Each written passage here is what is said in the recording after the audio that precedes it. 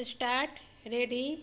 अध्यक्ष महोदय, मैं राष्ट्रपति जी के भाषण पर धन्यवाद के प्रस्ताव का समर्थन करने के लिए खड़ा हुआ हूँ, किंतु बहुत बात ऐसी हैं जो उनके भाषण में नहीं आई हैं। यह बातें आ भी नहीं सकती थीं क्योंकि समय का अत्यंत अभाव था। इस संबंध में मैं भी बहुत कुछ कहना चाहता हूँ, किंतु समय का अभाव मेरे पास भी है। इसलिए मैं सबसे पहले मुख्य बातों पर ही अपने विचार प्रकट करना चाहूँगा।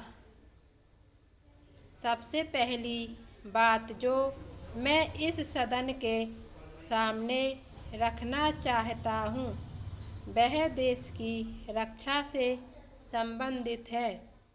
इससे पहले हमारी पड़ोसी देशों से बड़ी बड़ी लड़ाइयाँ हो चुकी हैं। इन लड़ाइयों के फलस्वरूप हमारे देश के कई भागों को उन्होंने अपने कब्जे में रखा हुआ है, किंतु हमारी सरकार ने उन्हें हटाने के लिए कोई प्रयत्न नहीं किए हैं। केवल बातें ही बातें चलती हैं। मैं चाहता हूँ कि इस बारे में भी सदन की पूरी स्थिति स्पष्ट होनी चाहिए। दूसरी बात, मैं यह कहना चाहता हूँ कि विदेशों के साथ हमारे संबंध ऐसे होने चाहिए जिनसे हमारे ऊपर जब कोई हमला करे तो हम नहीं कह सकें कि कौन हमारा दोस्त है, कौन हमारा मित्र है, और किसका भरोसा हम नहीं कर सकते हैं।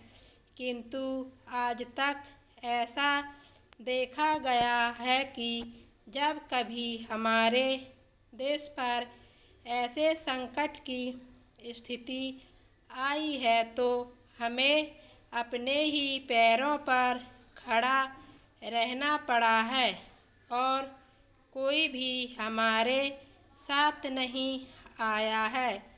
जिन देशों को हम मित्र कहते हैं, उन्होंने कुछ ऐसी व्यवस्था कर रखी है जिससे भय लगता है। ऐसे मित्र देशों के जहाजी बेड़े भी हमने हिंद महासागर में बढ़ते हुए देखे। पहले भी एक देश हमारा घनिष्ठ मित्र था और उसे हम अपना भाई मानते थे, किंतु बाद में हुई घटनाओं से ऐसा अनुभव हुआ कि राजनीति में किसी भी मित्रता का संबंध स्वार्थों से अलग नहीं हो सकता। इसलिए मेरा अनुरोध है कि सभी लिहाज वाली बातों को छोड़कर हमें अपनी सुरक्षा की व्यवस्था पर पूरा ध्यान रखना चाहिए। इसके अतिरिक्त मैं यह भी कहना चाहता हूँ कि हमें अपनी नीति को बनाए रखना चाहिए तथा छोटे बड़े सभी देशों के साथ अपने संबंध मैत्रीपूर्ण रखने चाहिए। कभी कभी देखा गया है कि इस संबंध में हमारी सरकार बिल्कुल एक तरफा निर्णय ले लेती है, जिससे ऐसे देशों के साथ संबंध कायम रखने में कठिनाई होती है। स्टॉप।